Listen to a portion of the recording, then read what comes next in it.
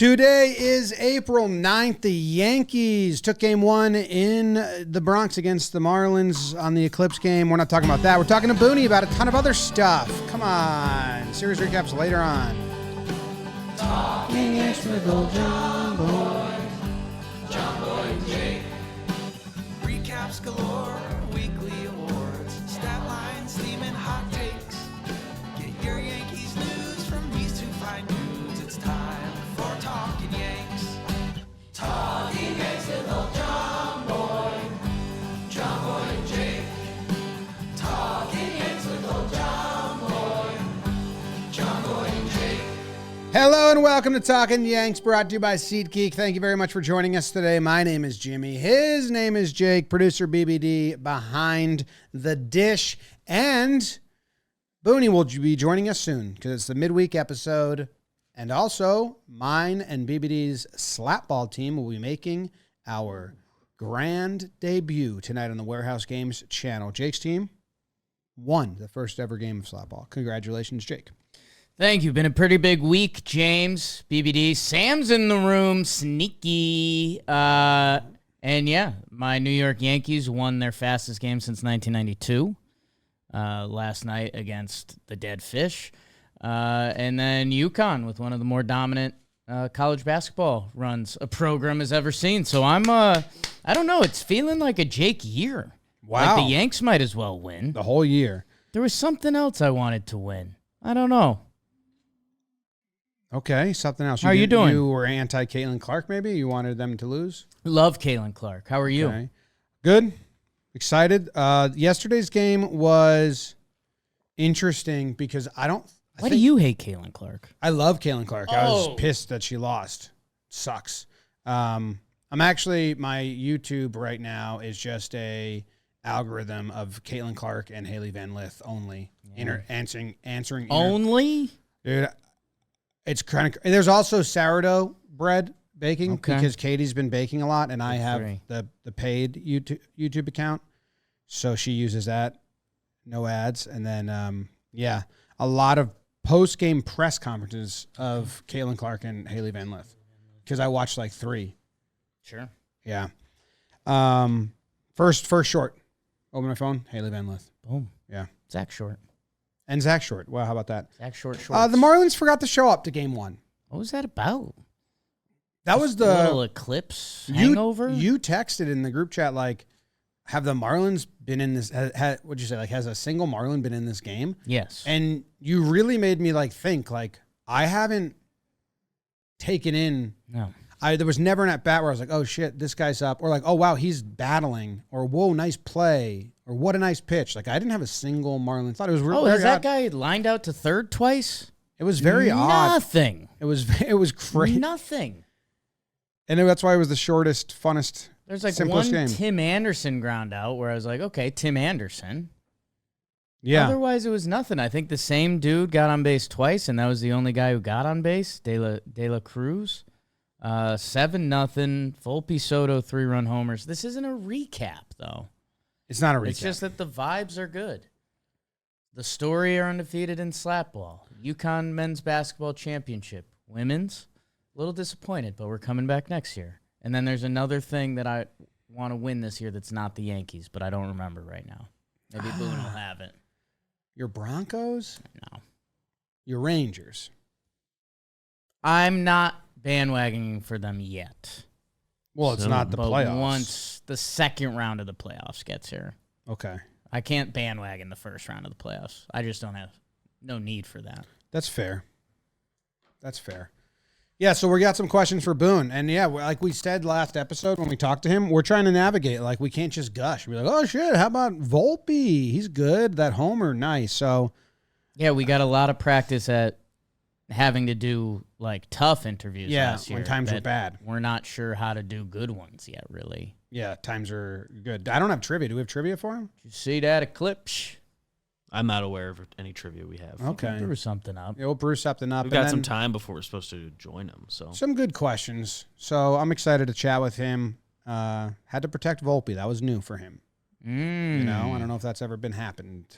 I'm curious if that's like he expects to do that a lot, and Volpe just hasn't felt in a position to do it. Hey, I'm here. Yeah. You need me, Anthony? I'm between these two men, so I'm doing my job. Sounds like BBD's dream. Ooh. All right, let's kick it to Boone. Before we go to Booney, can I tell you about Bloomberg's The Deal? I want to tell you about a new podcast and video series you're not going to want to miss. The Deal, co-hosted by Yankees legend Alex Rodriguez. I say, Poppy, can he play baseball?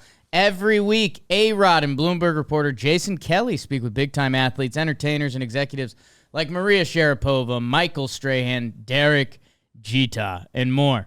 The Deal takes you behind the scenes into the world of sports, media, and entertainment and dives into the wins, losses, and lessons learned along the way. That's kind of what life's about. From Bloomberg Podcasts and Bloomberg Originals, you can listen to The Deal on Apple, Spotify, or wherever you get your podcasts. Find The Deal with Alex Rodriguez, Apple, Spotify. Click the link, and we'll see you there or we'll see you here. Aaron Boone. All right, welcome back to another Bantering with Boone. Booney, another winning streak, basically coming into a record day. But we're not going to gush this time and just tell you how good the team's doing. We're going to hard-hitting, good questions. All right. We were a little embarrassed. We feel like we went a little too far Chris Farley mode with like, the boys look good. Hey, don't give in to the peer pressure. They do look good. Well, the boys look good. The boys look really good. And last night was nice. You're getting new people in the mix. First topic I want to jump into, Stanton, you went out after game one against the Blue Jays and said, hey, it's just a matter of time. He's a streaky player. And people were kind of like, really, Boone? I don't know. And then he does what he did the next 3 days. So is there anyone specifically you want to call out and say, haha, you were wrong and I was right? No, we're 11 games into this. So, I mean, the proof will be in the season. And, I like where guys are physically and what I believe they're capable of and what I believe we're capable of. But we still got to go do it. And look, it's awesome getting off to a great start. And, they don't take wins off the board because, inevitably you're going to face tough moments and tough stretches. So, you want to play as well as you can whenever you can. And I think the most pleasing thing has just been the amount of ways we've been able to win games. It hasn't been us individually tearing the cover off the ball, but collectively we've had some really, really good team offensive at-bats, coupled with a few guys that have got off to good starts. The pitching across the board, has given us a chance night in and night out. The bullpen's done their job.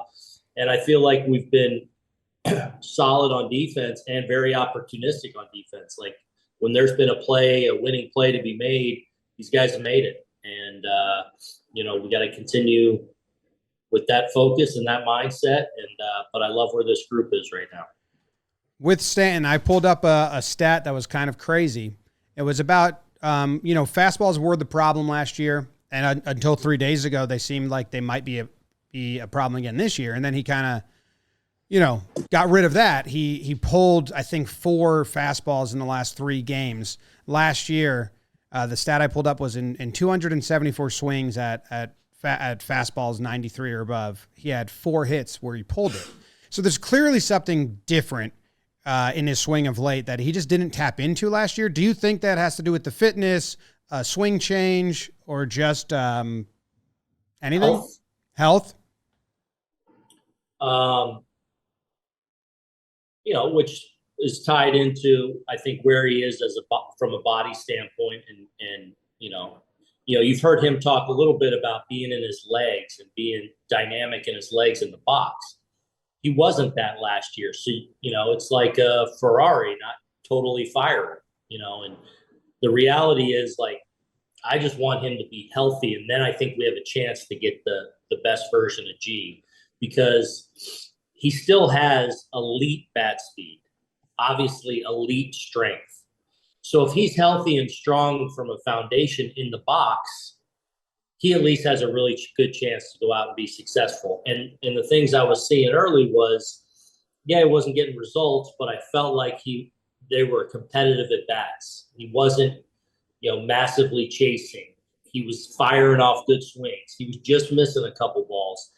And but just as importantly, he feels healthy and strong in his legs and in the box, and that's been a bit of a challenge for him off and on over the last couple of years. Closing the loop on G, and this is kind of from the fan perspective. It felt like he was sitting breaking ball a little bit. Like, did you feel that? Again, it was tough because we're talking about a 7-game sample size leading up to that. But and maybe it was a matchup thing. But again, he kind of wasn't connecting with fastballs. And like you said, he had a couple Giancarlo foul backs that it's like, ooh, if he lines up with that. But it felt like it was mostly breaking pitches. Do you think he was sitting that way at all? No, I just think he's been in a good position to handle you missed with the strike breaking ball. He's in good position to take advantage of that. But it starts with being on the heater. Okay. What was the conversation like with Luis Gil and the Angel Hernandez situation when there was a little bit of a stare down, a little upset with calls, and then they showed the dugout and you were having a pretty, it seemed like coaching moment. Is that wrong? Was that about Angel or about the game in general? I mean, it was really like, I felt like it affected him in that inning a little bit. And, that we got to stay away from, like you can be upset at a call. And frankly, I don't think Angel missed that many calls on him that inning. He was missing the zone and getting, a little bit emotional about it and maybe leaking in and affecting the next pitch. So that was just to try and redirect his focus like, hey, man, you're a beast out there. You're the man out there. Don't let, a missed spot or a missed call or whatever it may be leak into the next pitch and the next hitter. You're too good for that. And I thought he did a really good job of just, all right, settling in, controlling the emotions, focused on going and executing your plan. You execute, you're going to be massively successful, Luis Gil. He knows that. And, again, even though he didn't get through the fifth, he still kept them at bay and gave us a chance to win that ball game. The incident with the pitcher stepping off and then throwing the pitch with Glaber, did you look into that after the game? Because I still don't even know it's got to be a balk, right? I did. It should have been a quick pitch. You're not allowed to quick pitch. You are allowed to. Obviously, you can't disengage with no one on or it turns into a ball, right? But you can still disengage, but you can't just get on and quick pitch a guy. That's an umpire judgment. They should have ruled a quick pitch in that situation, which would have put him on first. So once he steps off the rubber and then he steps back on, he's got to re-engage eye contact with the batter. Yes, you can't just jump up there and boom, boom, boom. Right. Okay. For Gil, how much is it? I mean, the guy's so talented that his fastball, really isn't getting touched. That I know in that inning there was a 2-0 pitch to Kirk, I think, and that was after the players' mound visit. And he throws the changeup, and again, the changeup, he threw a couple in that first inning that had our Talkin Yanks group chat going. But is that a coachable thing, or is that almost a little more hands off because you got to let the pitcher and the catcher do their own thing? Because from our end, it seems like, hey, throw that good pitch. The changeup or the heater? The heater. Yeah. So I think there was a little bit of that. I'll get involved in that a little bit, but that's more, Matt, the catcher, and him. But reminding him that, hey, you have an elite fastball. Don't lose sight of that. Like, you need your secondary pitches. It's been great to see those secondary pitches become a real factor in his arsenal. But don't remember, why your Luis Gil is the elite fastball that you carry out there with you. So don't be aggressive. Be aggressive with that. Who does? I was going to ask you this last week, and we ran out of time a little bit. Does Gil remind you of anyone? Like, it doesn't have to be Yankee or anything like that, but I don't know. I've been looking for the comp, and I don't really have it. Yeah, I don't know. Nothing's coming to mind. I can just tell you he's got an elite fastball, and it's, you probably count on one hand guys that match up fastball with him. Obviously Garrett comes to mind, but there's not a lot of fastballs around the game that beliefs with just his extension, the carry he gets on that pitch, the natural velocity he gets on that pitch. And I do think as the secondaries come along, it helps that fastball play even better. Okay. With Nestor and Rodon, two guys bouncing back from, seasons that they want to bounce back from last year, you've kept them with the same catchers. So Nestor's been with Trevino 3 times and Rodon with Wells. And Rodon and Wells built a rapport at the end of last year where they really liked working together. Is that something that you're doing cognitively, or is that something you're going to be aware of to not get stuck in personal catchers with those two? Yeah. Is that cognitively or conscious? Cognitively means to be aware of, like a cognitive decision. Am I wrong? I could be wrong. I'll Google it. I think we should have gone consciously there. No, I'm right. I'm not saying you didn't define cognitively right. We digress. Okay. We'll table that one. I'm going to Wells is digress. catching tonight, but I have no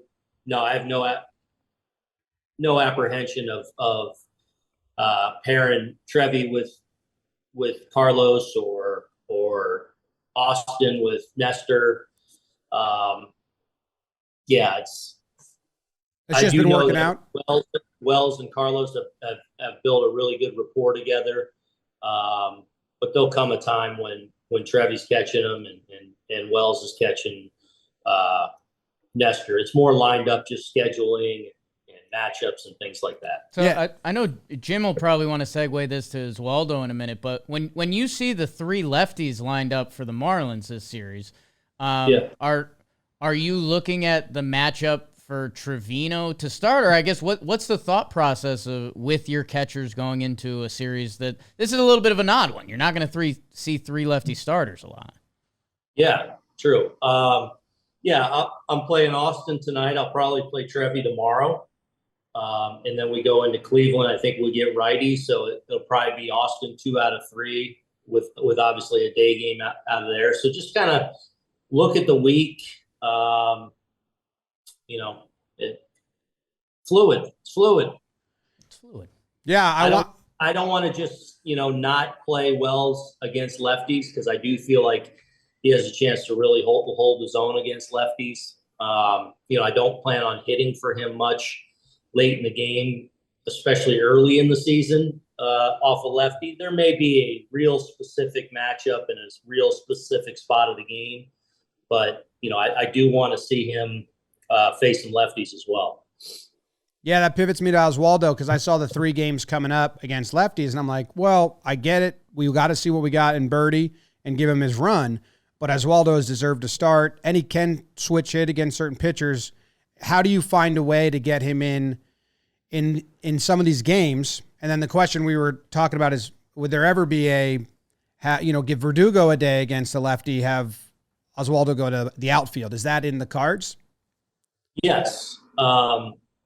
Yes, it's not today, but that is something, I want to get Jahmai Jones in there for that matter, because I really think Jahmai can, be a spark too when he's in there offensively at the bottom of the line, especially against some lefties. It's just, a little tough to break up that crew right now. And, Doogie coming off a really good night against a lefty. And, those situations I do feel like will present themselves. And it's a long season. So, and I want to get Grish in there, like Grish, I feel bad. I've only gotten him a couple starts, and then we roll into this 3 lefties. I probably would have started him in the day game the other day, but G's coming off where I felt like, really put together some really good at bats. Wanted to have him in there on that day game. The season will sort itself out, and guys will start to get their run naturally. But a little early going here, it's been a little bit tough to get everyone as much run as they should,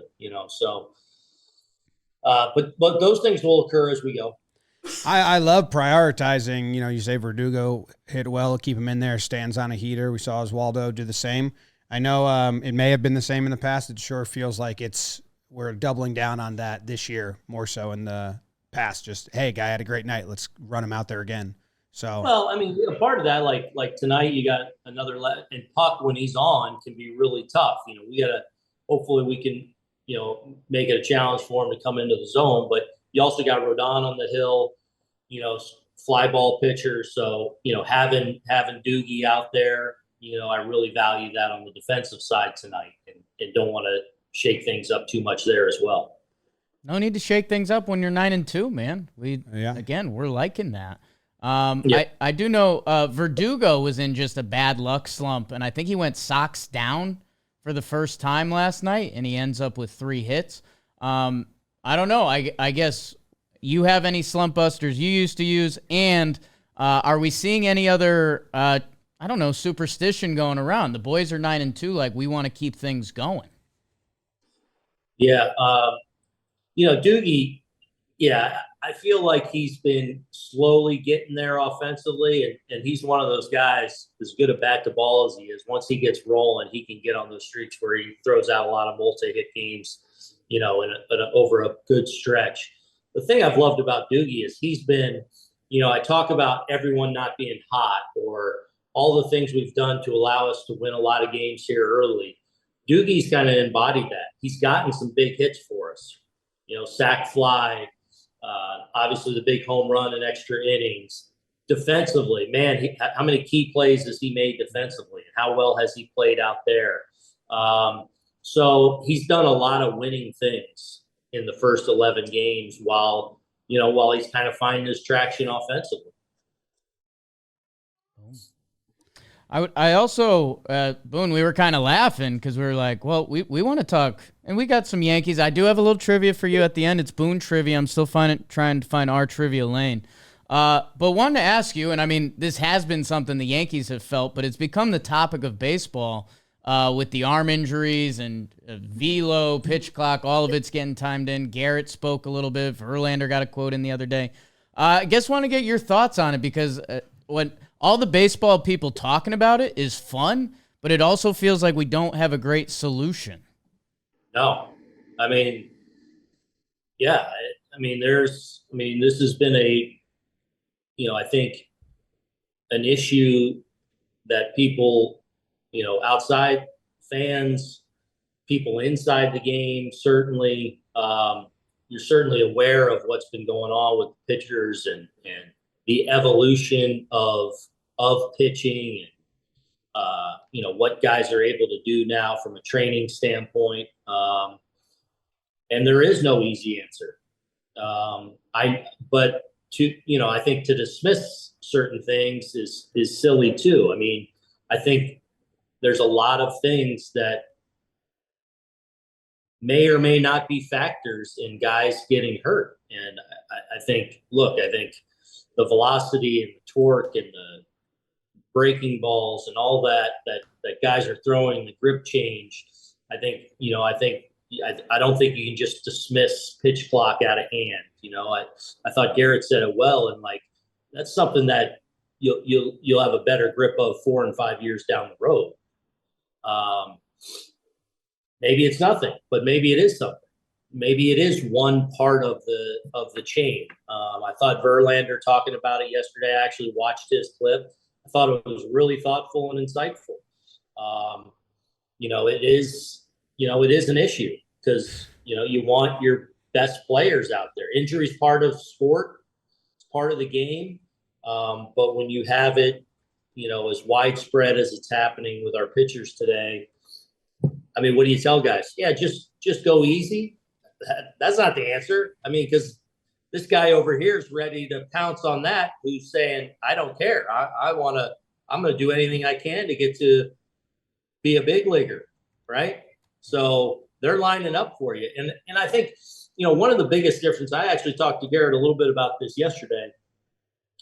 To me, one of the biggest differences now, obviously, where pitching has gone and the velocity and the stuff and the explosive breaking balls and stuff.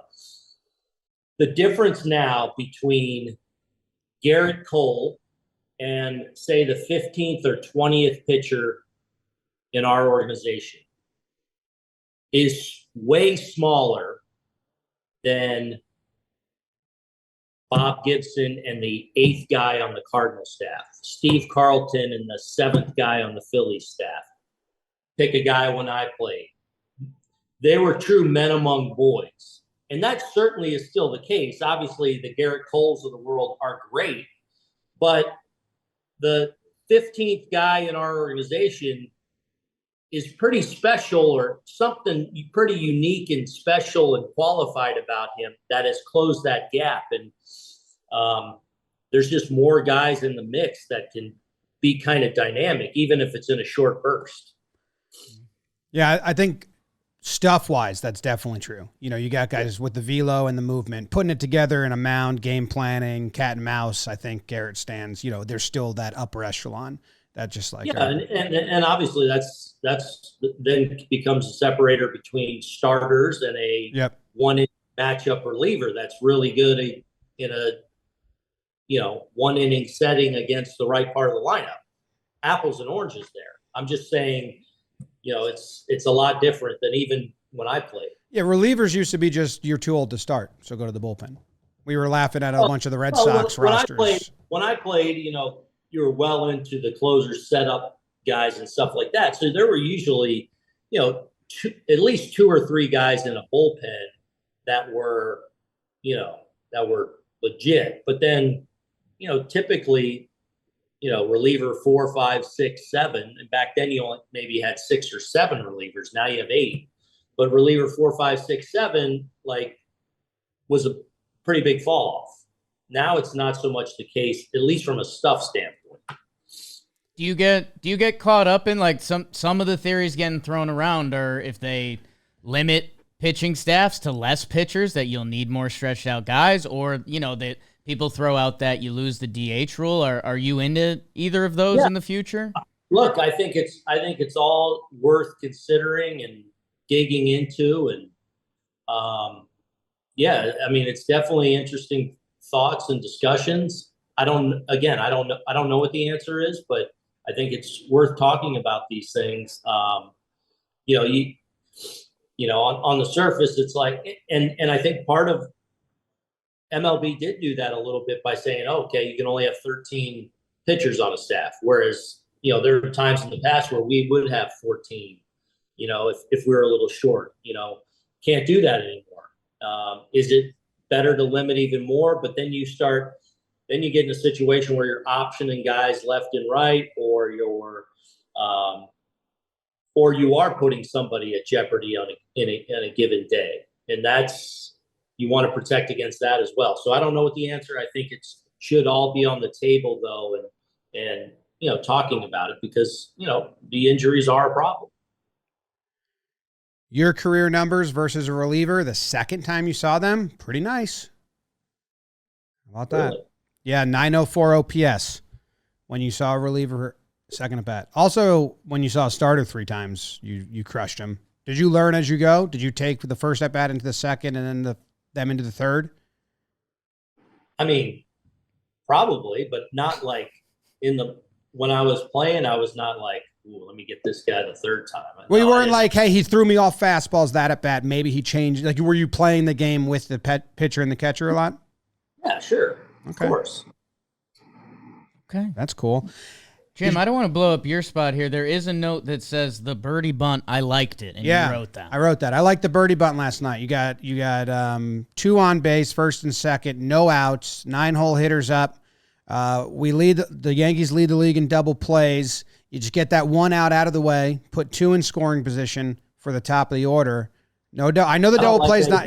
I know. 1 out of the way. Yeah, I know, but that's but it's true. And then sure that 1 out. It is true. Get it out. And then a 3-run game can become a 5-run game. It becomes a 6 with the Soto homer. But on a single, it can become a 5-run game. Like, I thought it was really good small ball, which for a couple years was like, people hated that type of stuff.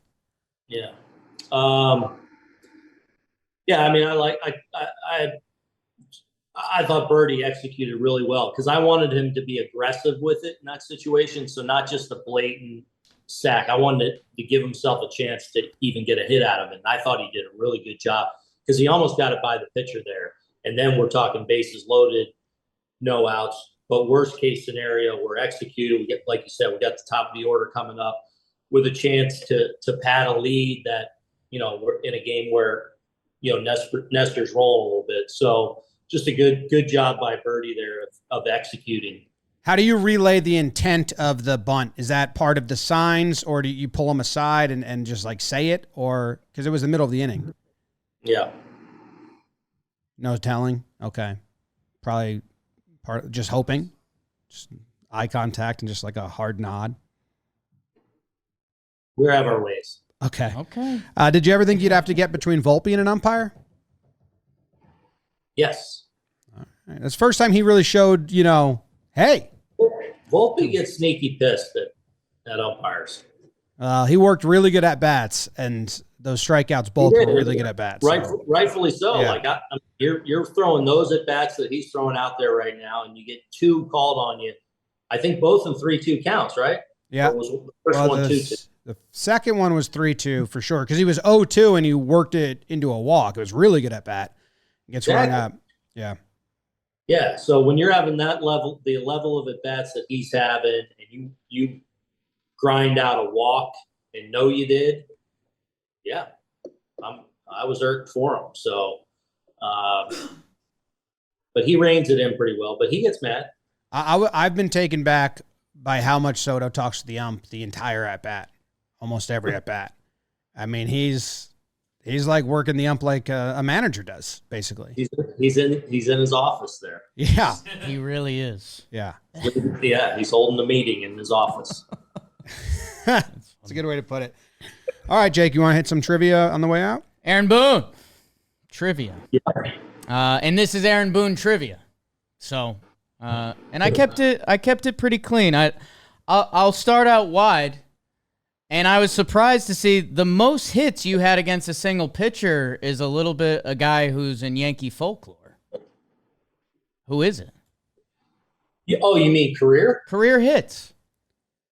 One pitcher. What do you mean he's in Yankee folklore? I mean he's in Yankee folklore a little bit. What are you fishing for clues? Are you sure? Kerry Wood? So I had him in an upcoming trivia as you only had 2 triples off of one pitcher, and that pitcher was Kerry Wood. I think you have. Oh, I do have. You have most hits versus Yankee. Is this pitcher? Your high. So I had it sorted by batting average. You were 6 for 9 against a pitcher, which RotoWire has as basically your most successful at bats versus a pitcher. So I blew that one a little bit. Musina? No, you got Moose a couple times. Really good numbers against Moose.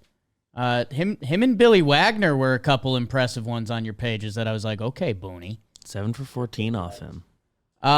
Sinker baller had a high and tight stint with the Yanks. Yeah, no extra base hits. 6 for 9, all singles. Sinker baller. Wow, you went single, single, single, single, ground out, single, double play, ground out, single. Opened up 5 or 6. Be mad when you tell me. Chin-Ming Wong. Wow, I would not have guessed that. I didn't know I faced him that many times. 6 for 9. We were a little surprised too. We were like, we didn't have that overlap, but It was only 3 games, 3 games over 2 years. but your first game you went 3 for 3 versus him. And he gave up 7 hits, so you were all of it. Did you enjoy sinker ball pitchers? Not really. Okay. just found the holes that day. All right, you had 6 pitchers that you had multiple home runs against. Give them to me, Boney. Kerry Wood. Hold. Brett. Huh? Yeah. Say the Kerry next Wood. one. Brett Tomko. Yep. Garrett Stevenson. Yes. Wade Miller. Yep.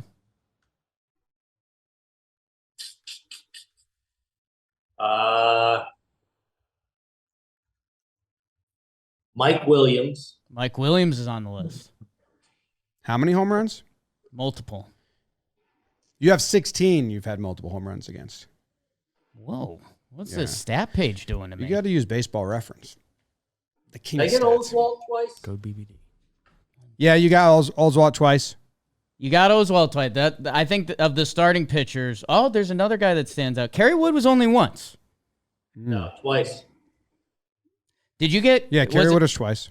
Was it a walk-off or something? I've got 2 triples. Did they cut you out for rounding the bases? 2 triples, 2 homers. I heard my first career homer against them, and then I hit another one a few years later in Wrigley. It's a good first career home run. Gagne, that's a nice one. Oh, Gagne. That's right. I think I homered off of Gagne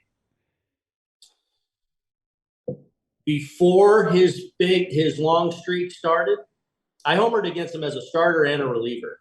But I think the Reds, Adam Dunn and I bookend his long streak. His scoreless? Oh. The save streak.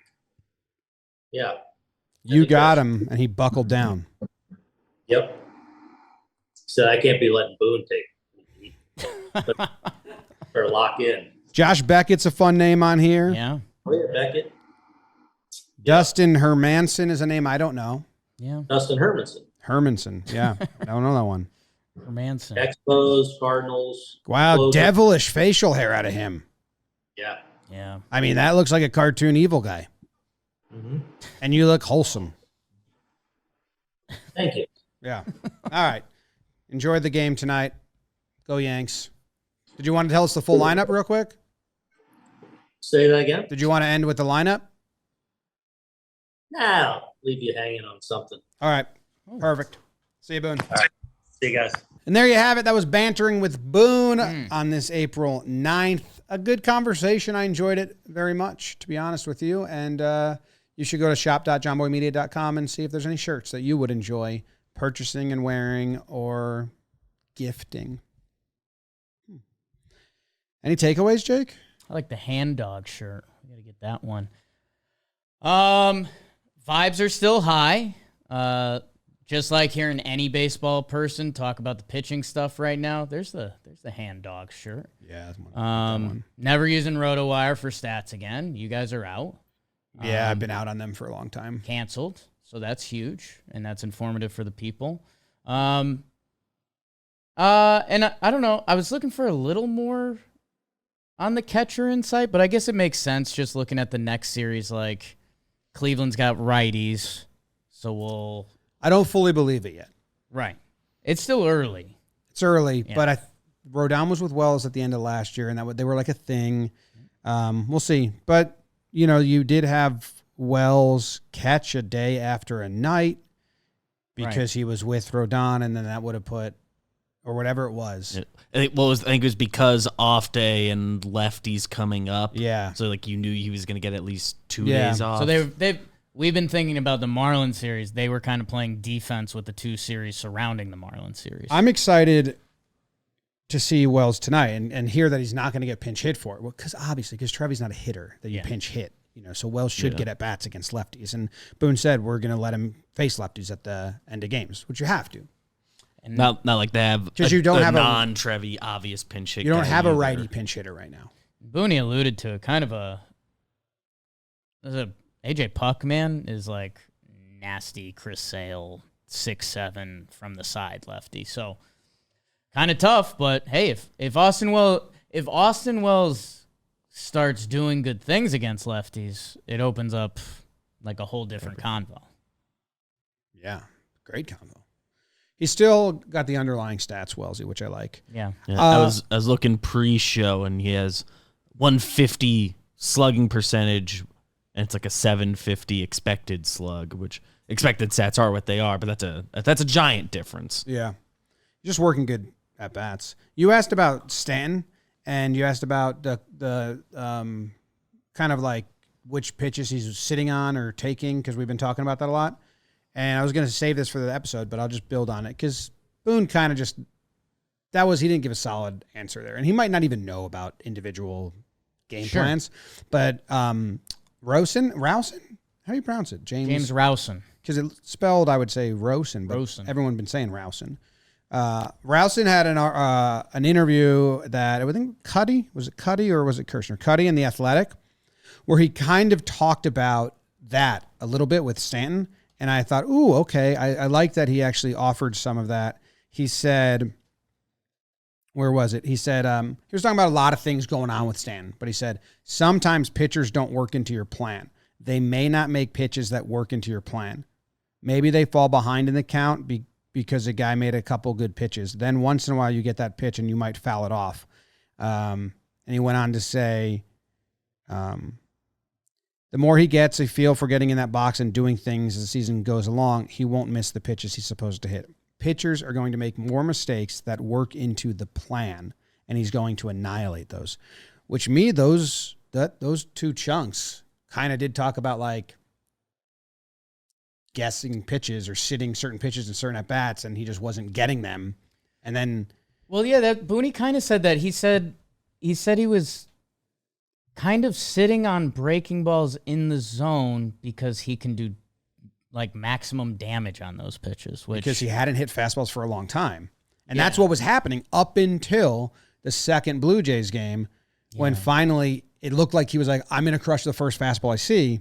He's been doing that in the last two Blue Jays games, and this first Marlins game was, I'm going to crush the first fastball I see, and getting hits. So it did, to me, seem like a very switch in like plan of attack. And I thought it was interesting that Ralston kind of alluded to that a little with those quotes. Which was good insight. Thanks, Brandon Cuddy of The Athletic.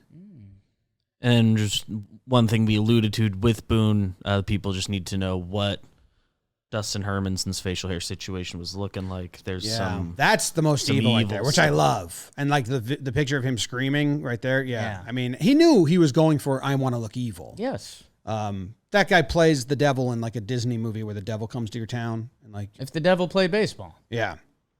It's good stuff. The team would be, in that picture, would be the St. Louis Devils. Yes. Really good stuff out of Dustin. It's a really kind smile in that pic. I know. If you only look at the smile. There's pictures of him without it. Like there's one with him with his son in the Google image search and without the facial hair. And you're like, oh, like. You could be. This is a sweet man. A sweet man. I don't know. I don't know anything about him. I know Boone lit him up. Hermie Hive. How about that? Look at that. Yeah. Still got the facial hair there, but... His kid's probably around our age. What do you think his name is? Little Dustin Hermanson? Justin Hermanson. Oh, okay. I like that. Evil. It's a new dentist. Are you looking up his kid?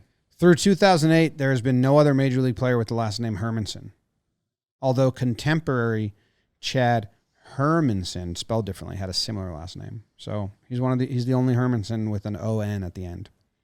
Oh. Good for him. I didn't know if the other one was double R-ing or something. Third overall pick, Dustin Hermanson. Really? A baseball life. Good job. All right. Hey, guys, go enjoy the baseball. The Yanks are good. Volpe's incredible to watch right now. Volpe's incredible. Tap your people in your room. Make your girlfriend or your wife say, hey, watch this one. You know, that was what 2017. No, it's different from last year. That was what 2017 Judge was. When he stepped in up to the box, anyone that was in the room with me, if they were watching or not, my girlfriend, her parents, hey, watch this. It's going to be fun. I mean, Volpe's kind of got that going on. I've been thinking about getting a Brett Gardner jersey. So, Berti's got similar neck to shoulder structure as Gardner. D-Rob Gardy. Yeah, I saw that. When his hair's in a nice tight spot, that's reminiscent. John Berti has a good core. Oh, nice bunt by Berti. Loved it. Goodbye. See ya. Go Yanks. Tell him, Grams. Go Yankees. What do you think his secret indicator is? Nothing. Tell him. I think it might just be there's never a pure sack bunt. You're always trying to bunt for a hit, and we take the sack as a result. Hey, Berti. Yeah.